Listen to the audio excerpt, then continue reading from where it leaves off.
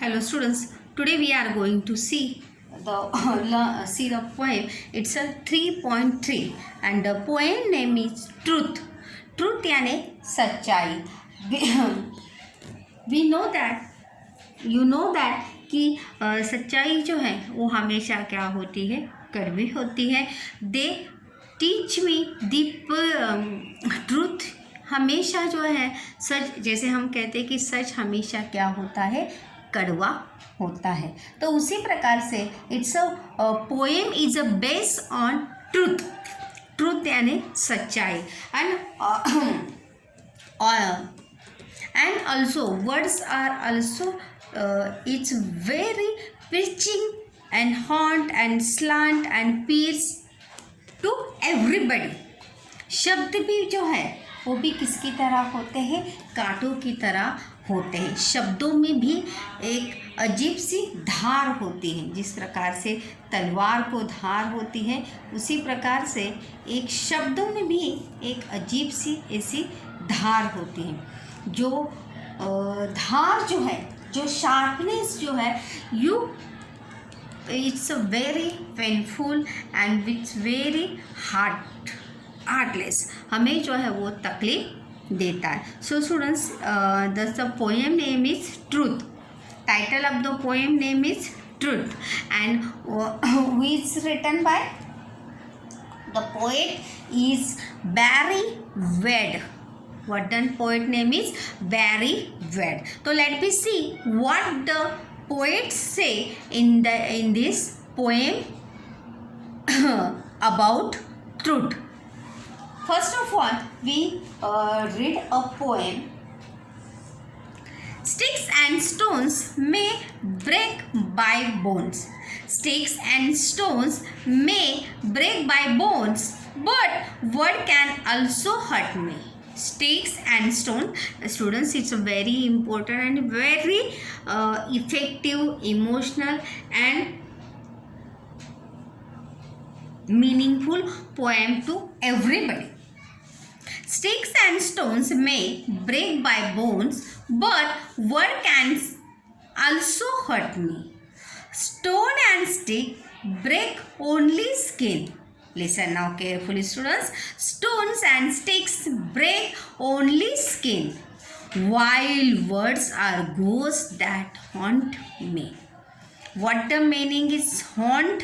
Haunt यानी trouble, परेशान, again and again परेशान करना. Someone you tell something about a bad word to some people या someone, you tell a bad words in any at the time, but you realize again and again that the bad words या harsh words, अगर कोई हमें harsh words या bad words कहता है तो words जो है वो हमें बार बार पीर्च करते रहते हैं, हॉन्ट करते रहते हैं, परेशान करते रहते हैं.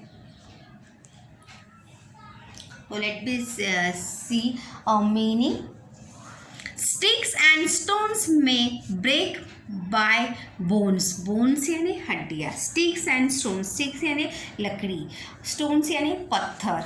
May break यानी तोड़ना. By bones. My bones. मतलब my यानी anyone, any person.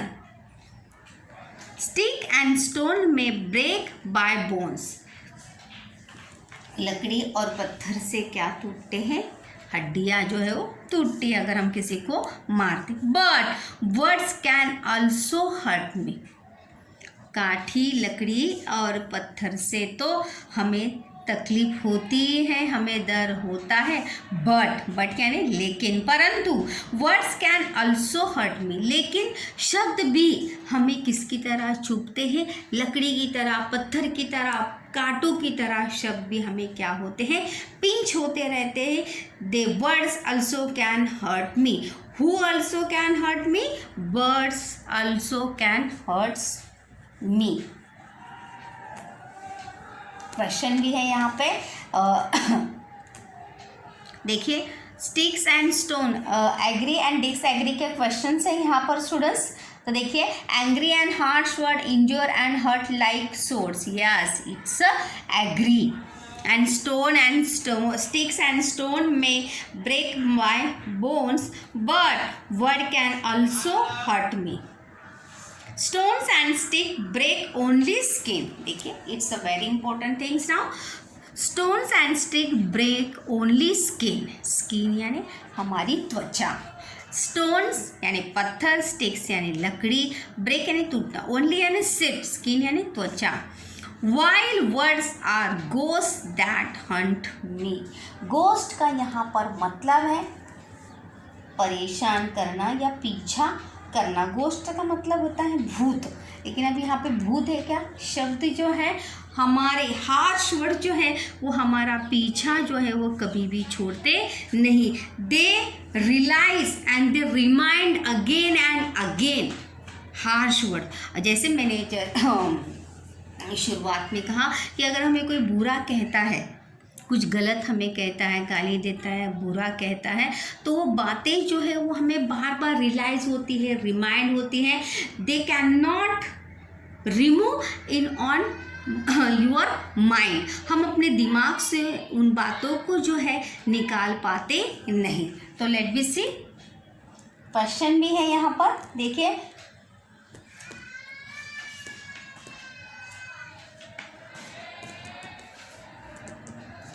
Stones and sticks break only skin. Who break the skin? Stones and sticks. Who break bones? Sticks and stones.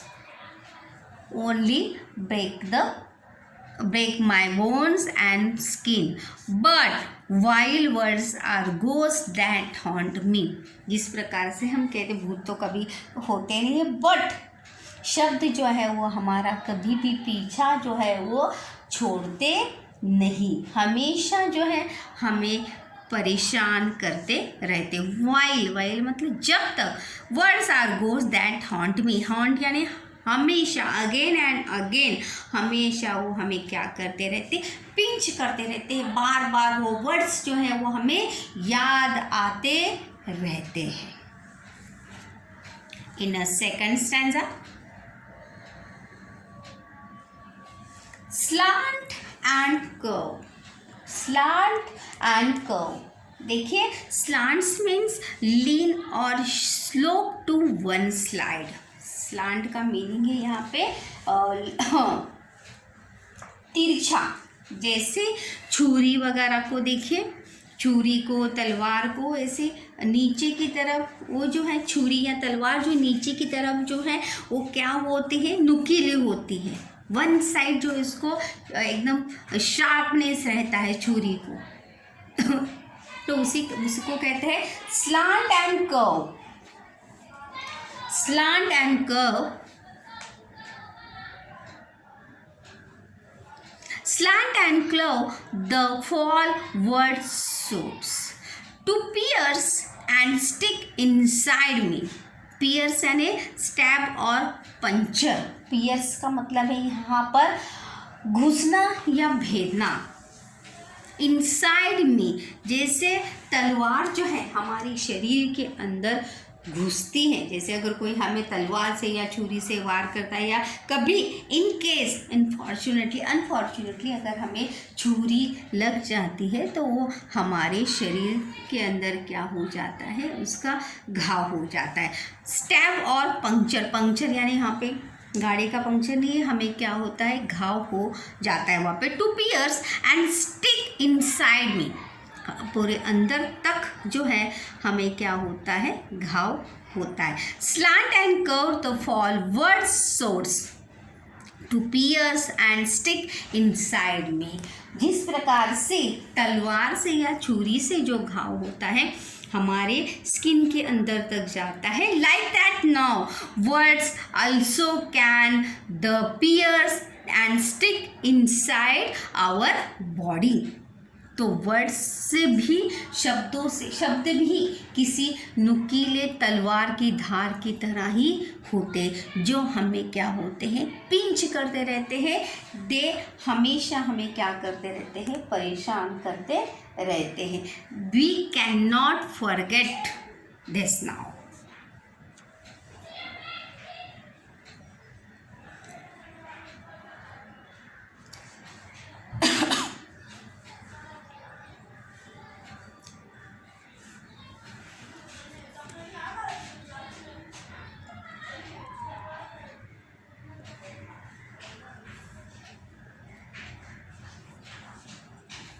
Bats and bricks में अच्छे through bones. देखिए bats and bricks में अच्छे यानी तकलीफ होना, घाव होना, परेशान, दर्द होना। बैट्स एंड ब्रिक्स में अच्छे through bones, but words can mortify me. Mortify मतलब शर्मनाक या शर्मिंदा।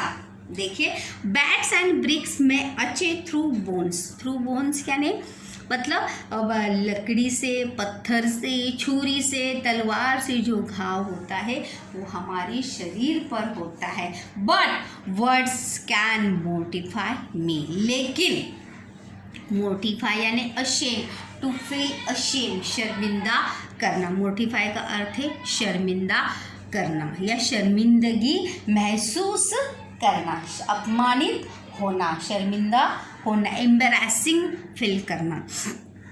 शब्द जो है अगर कोई हमें गलत शब्द कहता है तो वो शब्द जो है हमें एम्बैरेस करते हैं, टू फील लाइक अशेम करते हैं। अपमानित शब्द जो है हमें अपमानित करते, मतलब शब्द से जो अपमान होता है वो किसी घाव से भी क्या होता है, गहरा होता है।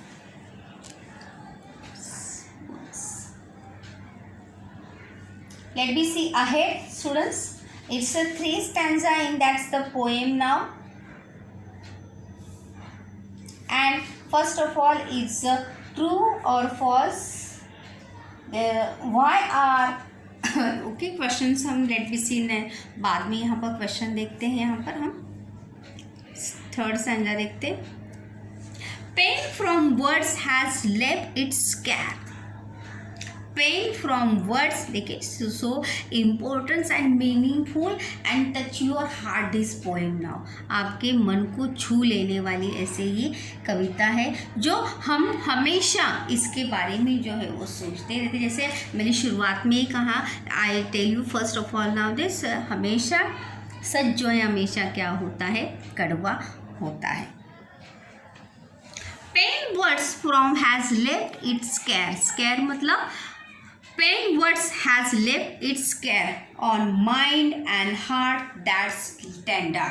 देखिए pain words has left its scare, scare यानी मार्क। जैसे हमें कोई घाव होता है तो उसका निशान जो है हमारे शरीर पर रहता है, उसी प्रकार से शब्द से जो हमें घाव होते हैं वो हमारे मन पर हमेशा, हमारे मन पर, हमारे दिल पर हमेशा हमेशा के लिए छप जाते हैं। उन बातों को जैसे थिंक अबाउट दैट ना, समवन टू अगर किसी ने आपको अपमानित किया है, किसी ने आपको भला बुरा कहा है तो वो बातें जो है आप कभी भी भूलते नहीं।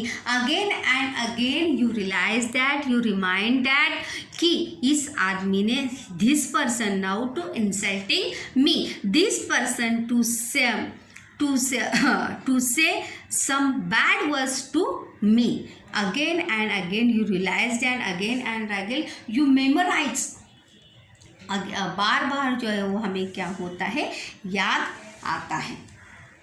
Pen from words has left its scar, pain from words मतलब शब्द से जो तकलीफ होती है वो जो है हमारी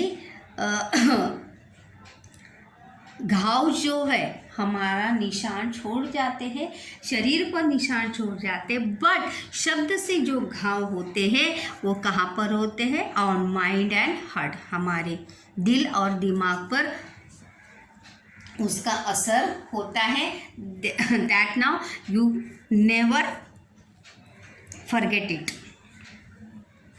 cuts and bruises now have heal, cuts and bruises, bruises यानी घाव, इंजुरीज, कट्स यानी कटाव, जैसे मैंने अभी पहले कहा कि कटा हुआ वगैरह घाव होता है जो कुछ ही दिन में ठीक हो जाता है, महीने लग जाते हैं, हफ्ते लग जाते हैं या साल ये लग जाते हैं। बट वहाँ पर जो है शब्द से जो घाव होते हैं वो कभी भी भरते नहीं। देखिए वही कहा है, the poet says that now cuts and bruises now have heal, heal यानी ठीक होना, हील का अर्थ क्या है? ठीक होना। हील यानी चप्पल का हील नहीं, हील यानी ठीक होना, घाव भरना। It's words that I remember, but शब्द जो है वो हमेशा क्या होते हैं? याद रहते हैं। यू नेवर कांट फॉरगेट, हम चाहकर भी आप जो है उन वर्ड्स को, उन शब्दों को जो हो आपके दिमाग से भूल पाते नहीं। First question is students, where do painful words leave their scars? On mind and heart. On mind and hearts.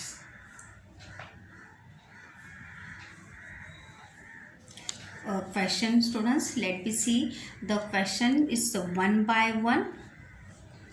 What is the, देखिए क्वेश्चन से the words are compare with, the words are compare with slant and curved sword.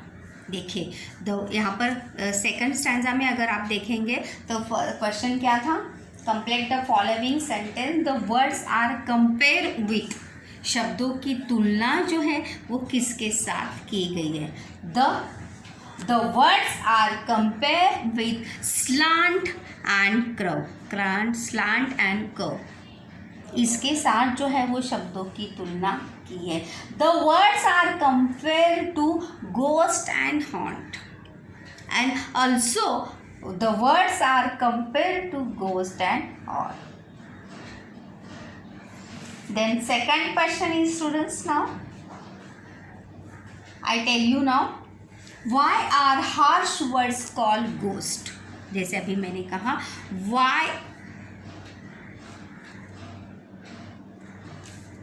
देखिए यहाँ पर है why, question है why are harsh words called ghost, कठोर शब्दों को, हार्श वर्ड यानी कठोर शब्द, ऐसे शब्द जो मन को क्या देते हैं? तकलीफ देते हैं। That the same harsh word are called ghost because they hurt our emotion, they hurt our emotions, वो हमें हमारी भावनाओं को क्या करते हैं? तकलीफ पहुंचाते हैं। They hurt our emotion and the insult causes by words disturb our mind a long time. जैसे मैंने कहा कि शब्द जो है हम कभी भी भूल पाते नहीं। What does the poet want you keep in mind when you speak? When keep you mind in speak, the poet say that harsh language hurts our mind. The personal response का या A3 का ये question students ज़रूर यहाँ पर हो सकता है। When you talk to someone, when you talk to someone, it's when you talk to someone, first of all you speak carefully and remind that you never hurt your words.